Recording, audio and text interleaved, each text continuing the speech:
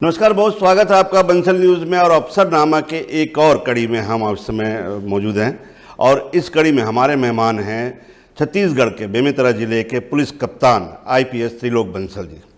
त्रिलोक बंसल जी के बारे में मैं कुछ खास बातें बताऊं। छत्तीसगढ़ के ही मूलतः रहने वाले हैं, बहुत छोटे से गाँव महासमुंद की तरफ से आते हैं और इसके अलावा बड़ी खासियत, उस छोटे से क्षेत्र से निकलकर 5 बार यूपीएससी की सर्विसेज क्रैक करना, ये कोई मामूली बात नहीं होती।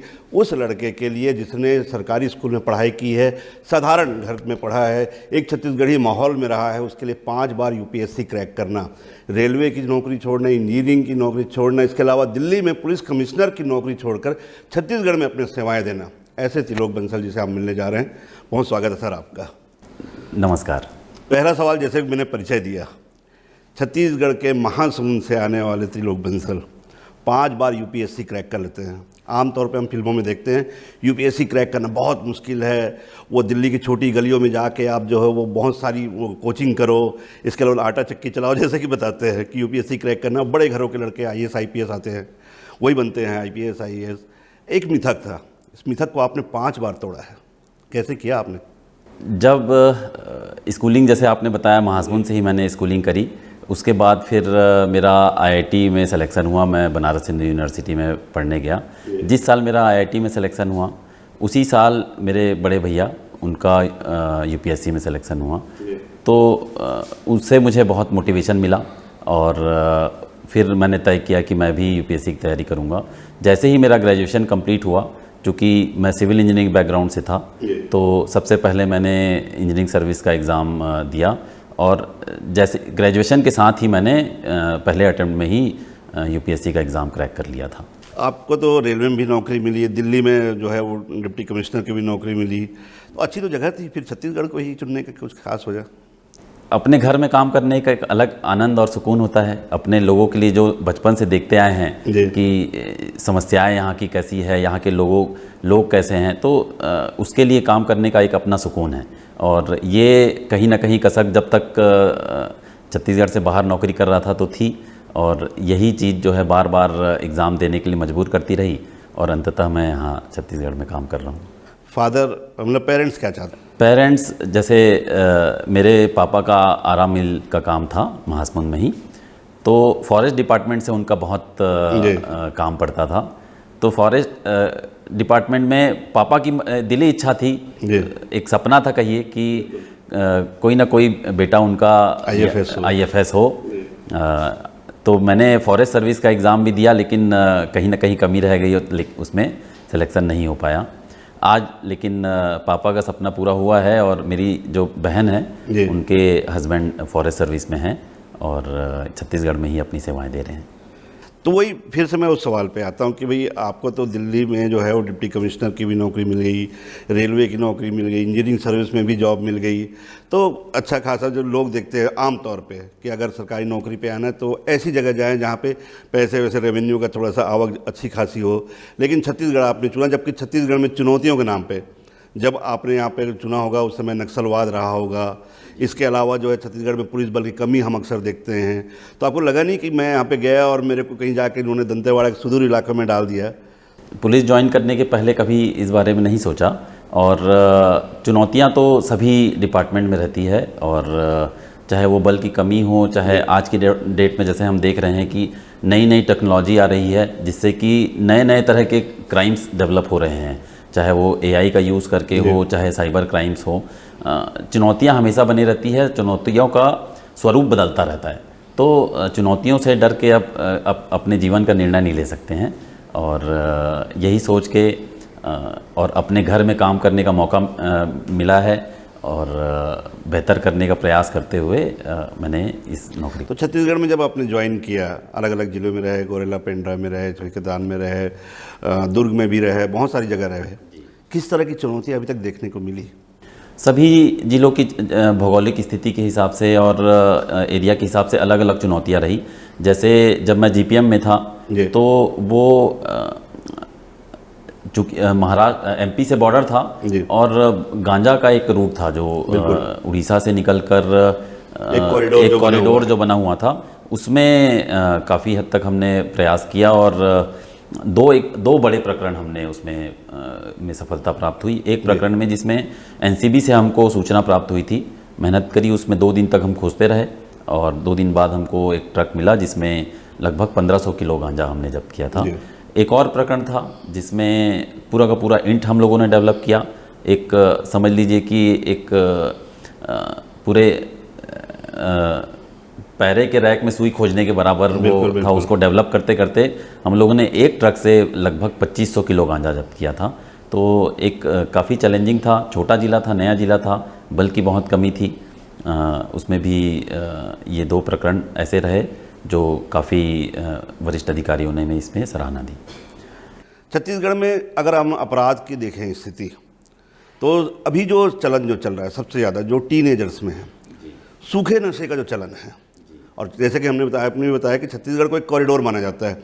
उड़ीसा से आएगा, महासमुंद से रूट होते हुए रायपुर आएगा, फिर वो यहीं से, क्योंकि 6 स्टेट के बॉर्डर लगते हैं, यहीं से यूपी जाना है, यहीं से महाराष्ट्र जाना है। सूखे नशे के कारोबार को लेकर काफ़ी चुनौतियाँ इस समय पर, हमने पिछले दिनों रायपुर पुलिस कमिश्नर से भी इस बारे में बात की थी। डीजीपी जो हैं हमारे यहाँ के गौतम जी, उनसे भी हमने इंटरव्यू किया था। उनकी बातों में ये आया कि सूखे नशे का जो चलन है कारोबार वो बहुत ज़्यादा और एक बहुत बड़ी चुनौती आज की तारीख में पुलिस के लिए है। ये जैसे आप बता रहे हैं एकदम सही हैं। सूखे नशे का चलन बहुत ज़्यादा हो गया है। इनफैक्ट हर तरह का नशा जो है ये एक ट्रेंड के रूप में हो रहा है। लोग इसको एक स्टाइल स्टेटमेंट के रूप में ले रहे हैं। तो आने वाले जनरेशन को मैं यही एक निवेदन करना चाहूँगा कि नशे से दूर रहें। नशा जो है जीवन का सलूशन नहीं है। किसी भी प्रकार की समस्याएं हैं तो उसको अपने बड़े बुजुर्गों से, अपने मित्र से सलाह करके उसमें कैसे सलूशन हो सकता है उसको ढूंढिए। नशे की तरफ जाना कहीं पर भी किसी भी चीज़ का सलूशन नहीं हो सकता है। ये एक सामाजिक समस्या है जिसका समाज से ही सलूशन आएगा। पुलिस अपनी कार्रवाइयाँ करते रहती है, लगातार हम लोग कार्रवाई करते रहते हैं, लेकिन चूँकि समस्या बहुत गंभीर है और वृहद स्तर पर है तो सलूशन जो है हमें समाज से ही ढूंढना पड़ेगा। आप तो नई एज के हैं, जो कुछ न कुछ, जैसे जो पुराने हैं वो तो हम जानते हैं कि एक भाषा होती है लठमार पुलिसिंग। मतलब जैसे कहा जाता है ना कि भाई अलग अलग कंट्री में, चाइना में हो तो बोले वो 2 घंटे में डिटेक्ट कर लेते हैं अपराधी को, यूएस में हो तो वो 15 मिनट में डिटेक्ट कर लेते हैं। लेकिन पुलिस के बारे में, इंडिया की पुलिस के बारे में कहा जाता है कि वो क्राइम होने से पहले जानती है कि अपराधी कौन है, बस उसको फ्रेम करना होता है। ये स्थितियाँ अभी तक जो है बनी हुई थी। अब जो नए आईपीएस आ रहे हैं, हमने आपके भी कई जो आपके आसपास के बैच के हैं 2015 से लेकर 2020 के, उनमें हमने देखा है कि उन्होंने इस तरह की पुलिसिंग छोड़ के एक नवाचार जैसा किया है कि खासतौर पे कम्युनिटी पुलिसिंग हो, कि लोगों के बीच में अपना विश्वास बढ़ा है पुलिस का। उसकी दिशा में आपने जहाँ अभी तक कुछ किया हो? नवाचार जैसे आप देखें तो साइबर क्राइम एक बहुत बड़ा चुनौती पुलिस के लिए बनकर उभरा है। बहुत सारी समस्याएं हैं, जनता में अवेयरनेस की कमी है। चाहे पुलिस में देखें तो हमें ट्रेनिंग की कमी है, समझ की कमी है कि साइबर क्राइम का इन्वेस्टिगेशन कैसे करना है। या कहें कि जो जुरिस्डिक्शन होता है, साइबर क्राइम जब होता है तो किस जुरिस्डिक्शन में हुआ है ये तय करना संभव नहीं हो पाता। तो टेक्नोलॉजी के प्रॉब्लम हैं, तो बहुत सारी चुनौतियां हैं। लेकिन इसमें जो सबसे महत्वपूर्ण हिस्सा है कि हम कैसे कम्युनिटी को साथ में लेकर इस समस्या का समाधान कर सकते हैं। और इस संबंध में साइबर का जो अवेयरनेस है ये एक महत्वपूर्ण भूमिका निभाता है। इसी सिलसिले में जब मैं खैरागढ़ में था तो समर्थ अभियान के तहत एक साइबर अवेयरनेस का प्लान किया था, जिस वर्ल्ड रिकॉर्ड में भी जिसका समावेश किया गया है जी। और जिसमें हमारा उद्देश्य यही था कि लोग जागरूक बने, किस तरह से साइबर क्राइम्स होते हैं, उनका उद्देश्य कैसा होता है, वो कैसे आपको लालच देकर या डराकर कैसे आपकी भावनाओं का गलत उपयोग करते हैं और आपको नुकसान पहुंचाते हैं। इस संबंध में एक विस्तृत हमने कम्युनिटी पुलिसिंग का प्लान किया था, जो खैरागढ़ में अच्छा जिसका रिजल्ट भी मिला। यूपी की अगर हम बात करें वहाँ पे गैंगवार होती है, मुंबई की हम बात करें वहाँ पर तो वो ड्रामेटिकल जो फिल्मी अंदाज में वहाँ पर भाई लोग होते हैं, इस टाइप का मामला है। उड़ीसा में हम देखें तो वहाँ पे क्रिमिनल ट्राइब्स होते हैं, इसी तरह अलग अलग में क्रिमिनल ट्राइब्स भी होते हैं, जैसे पारधी वगैरह हो गए, ये हो गए। छत्तीसगढ़ में क्राइम किस तरह का है? क्रिमिनल किस तरह का, मतलब अगर आप उसका सिनेरियो देखें हम हिस्टोरिकली अगर छत्तीसगढ़ को देखेंगे तो छत्तीसगढ़ के जो लोग हैं काफ़ी शांति प्रिय जी। हैं। आप काफ़ी समय से रह रहे हैं छत्तीसगढ़ में, आपने देखा होगा। यदि नक्सल समस्या को हटा दें, नक्सल समस्या का समाधान तो अभी पिछले 2 साल में काफ़ी अच्छा काम हुआ है और अब स्थिति बहुत बेहतर है। तो देखें तो हमारा स्टेट काफ़ी शांत है। धीरे धीरे जो स्वरूप बदल रहा है, जी, बदलते स्वरूप के साथ पुलिस को भी हम अपना काम करने का तरीका बदलना पड़ रहा है। जैसे आप देखें तो साइबर क्राइम बढ़ रहा है, जो हमारे यहाँ नशे वाला क्राइम लगातार बढ़ रहा है।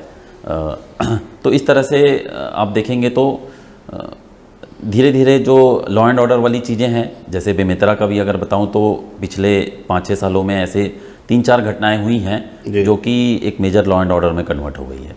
तो इस तरह की घटनाएं धीरे धीरे बढ़ रही है, जिसमें जो कि पूरे सिस्टम के लिए और पूरे समाज के लिए एक चिंता का विषय है।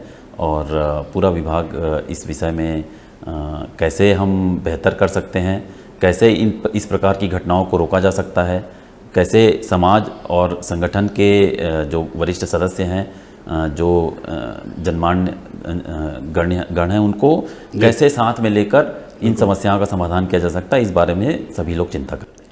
बेमेतरा एक सेंसिटिव एरिया कहा जाता है, ख़ासतौर पे जो कम्युनल वायलेंस है उसकी वजह से। पिछले कुछ हिस्ट्री रही है बेमेतरा की, कर्फ्यू वगैरह भी लगाने पड़े थे।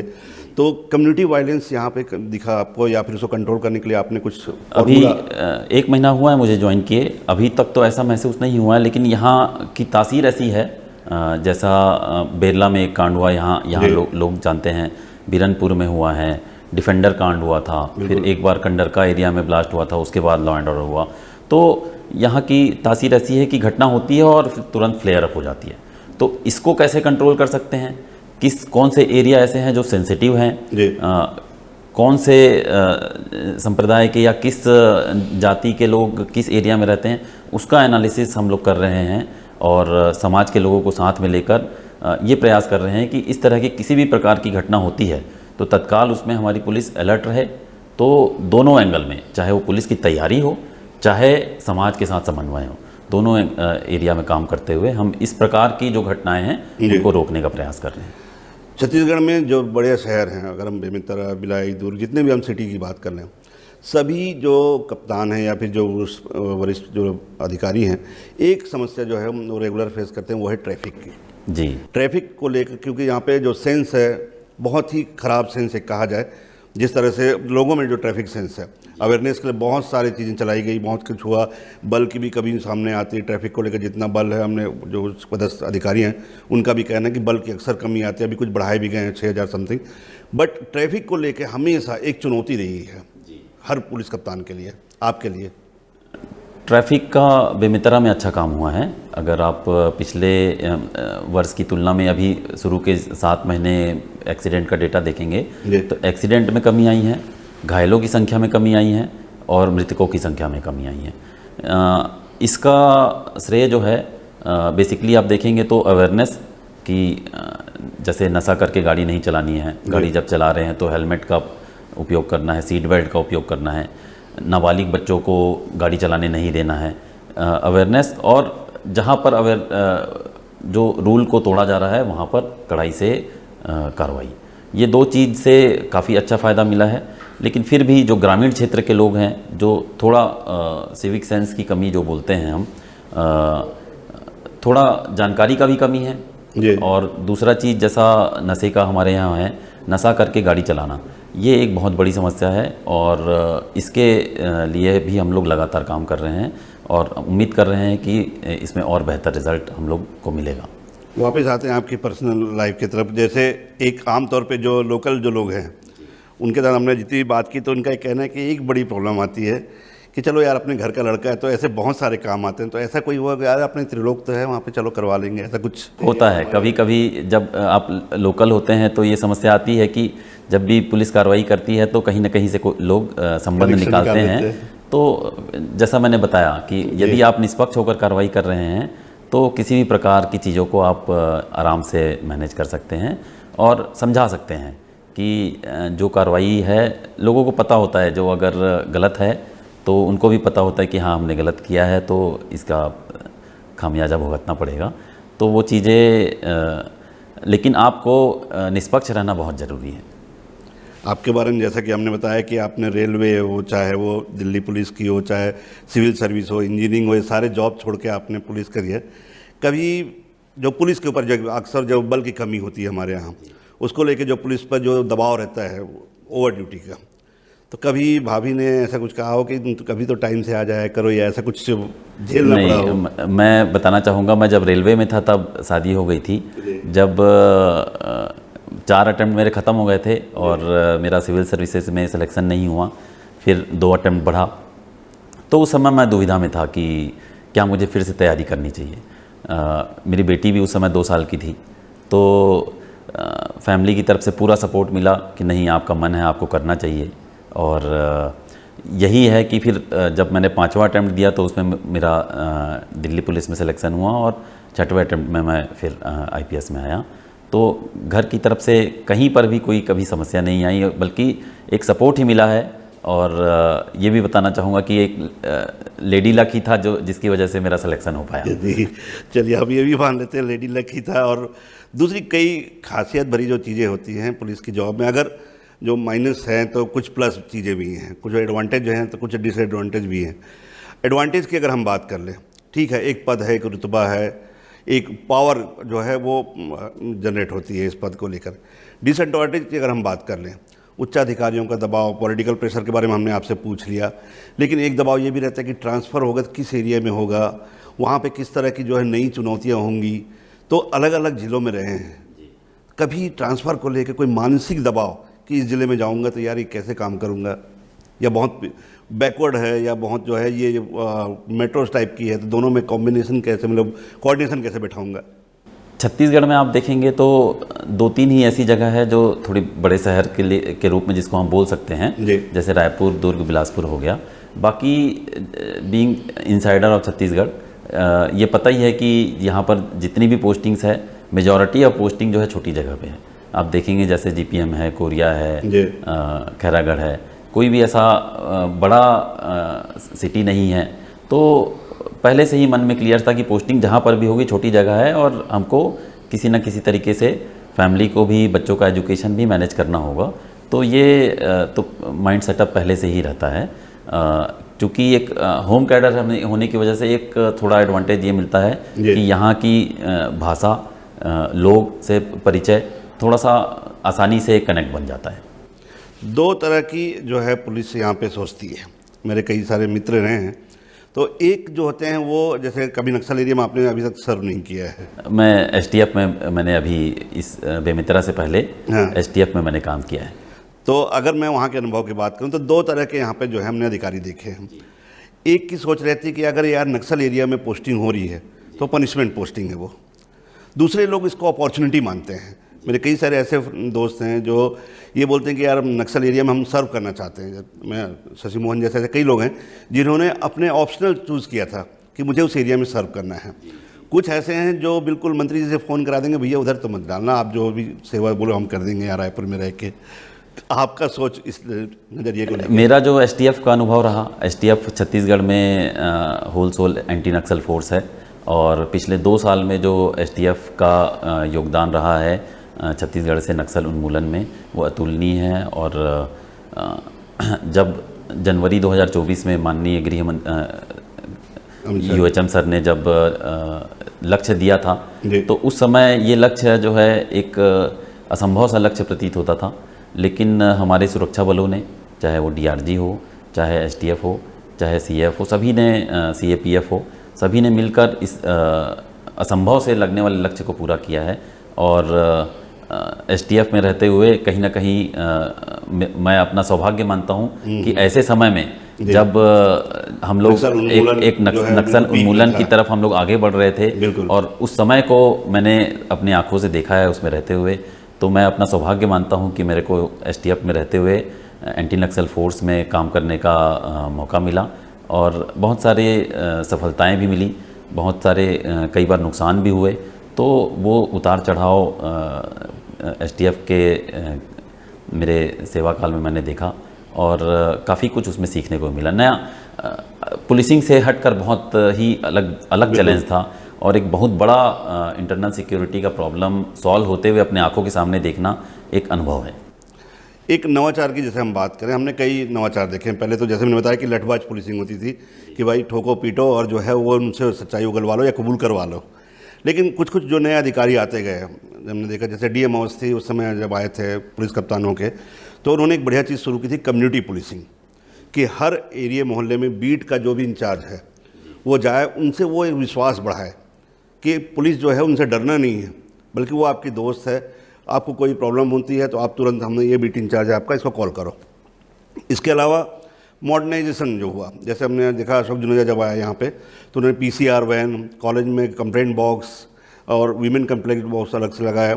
इस तरह के नवाचार किए। अगर हम आपके द्वारा के देखें, भाई आप भी नई बैच के हैं, कुछ नवाचार जो आपने किया हो या फिर अभी इच्छा रखते हैं कि इस तरह के नवाचार पुलिस में होने चाहिए? जैसे आप बता रहे हैं, टेक्नोलॉजी अभी बहुत तेज़ी से इम्प्रूव हो रही है जी। जैसे हम लोगों ने बात किया, टेक्नोलॉजी इम्प्रूव हो रही है तो पुलिस के चैलेंजेस भी वैसे ही चेंज होते जा रहे हैं। बिल्कुल। डिजिटल पुलिसिंग के बारे में पूरे देश में चर्चा हो रही है, तो यहाँ बेमेतरा में मेरा यही प्रयास रहेगा कि जितने भी डिजिटल प्लेटफॉर्म्स बने हुए हैं, पोर्टल्स बने हुए हैं, चाहे वो इन्वेस्टिगेशन को बेहतर तरीके से करने के लिए हों, चाहे क्रिमिनल्स को आइडेंटिफाई करने के लिए हों, क्रिमिनल्स का रिकॉर्ड बनाने के लिए हों, सभी का बेहतर तरीके से क्रियान्वयन हो। जैसे नया जब एक्ट आया है, नए क्रिमिनल एक्ट्स लागू हुए हैं, इसके इम्प्लीमेंटेशन में बहुत सारे चैलेंज आ रहे हैं, चाहे वो इंफ्रास्ट्रक्चर से रिलेटेड चैलेंज हो, चाहे हमारे फॉरेंसिक कैपेसिटी को लेकर हो। सभी तरह की चैलेंजेस को कैसे हम बेहतर तरीके से मिटिगेट कर सकते हैं, कैसे हमारे लोगों को बेहतर ट्रेनिंग प्रोवाइड कर सकते हैं, उसमें जैसे समय सीमा दे दी गई है। अभी बहुत सारी लीगैलिटीज़ उसमें नई बनाई गई है कि 60 दिन में या 90 दिवस में हमको इन्वेस्टिगेशन पूरा करके चालान पूरा करना होता है। कोर्ट के लिए भी एक समय सीमा दी गई है। जैसे बोलते थे कि डेट पे डेट जो तारीख पे तारीख मिलती रहती है, उसको दूर करने का इसमें प्रयास किया गया है। डिजिटल पुलिसिंग के बारे में बात करूं तो CCTNS 2.0 आने वाला है, या आप देखें तो जैसे ई-साक्ष्य के रूप में हम लोग वीडियोग्राफी कर रहे हैं और जो भी एविडेंस इकट्ठा कर रहे हैं वो सीधा हम लोग ई-साक्ष्य में स्टोर कर रहे हैं। ऑनलाइन ई-FIR हो गया, E0 FIR हो गया, जिससे कि प्रार्थी को थाना आने की आवश्यकताएं खत्म करने की बात हो रही है। तो ये एक चेंज होने वाला समय है। जैसे हम मुलायजा के लिए लेके जाते थे तो उसमें PM रिपोर्ट हमको मिलने में हफ्तों महीनों लगते थे। तो अब मेडले पार्क पोर्टल बनाया गया है, वैसे ही FSL में भेजने के लिए ई-फॉरेंसिक पोर्टल बनाया हुआ है। तो सभी पोर्टल्स का कैसे बेहतर उपयोग कर सकते हैं, क्या अड़चनें आ रही है, उसको और बेहतर क्रियान्वयन एक मेरा लक्ष्य रहेगा यहाँ पर। इसी प्रकार जैसे बार बार जो विवेचक होते हैं उनका ट्रांसफ़र होता है तो उनको कोर्ट में पेशी के लिए दूसरे जिला जाना पड़ता है। तो न्याय श्रुति पोर्टल डेवलप किया गया है ताकि विवेचकों को बिना जाए ही सेम जहाँ जिले में पदस्थ हैं वहीं से ही वो अपना पेशी कर लें। इस संबंध में भी कैसे बेहतर कर सकते हैं उसमें प्रयास रहेगा। यदि हम बीट पुलिसिंग की बात करें, बीट पुलिसिंग हमारे बेसिक पुलिसिंग का एक बड़ा हिस्सा होता है। इसमें हम सामुदायिक पुलिसिंग को भी मजबूत कर सकते हैं, अपना सूचना सृजन को भी मजबूत कर सकते हैं। इसके अतिरिक्त जो है हमारा खुद का भी जो है ना कैपेसिटी डेवलपमेंट होता है। हमारा स्टाफ जो होता है वो अपने आप में कॉन्फिडेंट महसूस करता है कि इस क्षेत्र में सभी लोग हमसे जुड़े हुए हैं। यदि कोई भी घटना होती है या किसी भी प्रकार का लॉ एंड ऑर्डर होता है तो हम उसको बेहतर तरीके से मैनेज कर सकते हैं।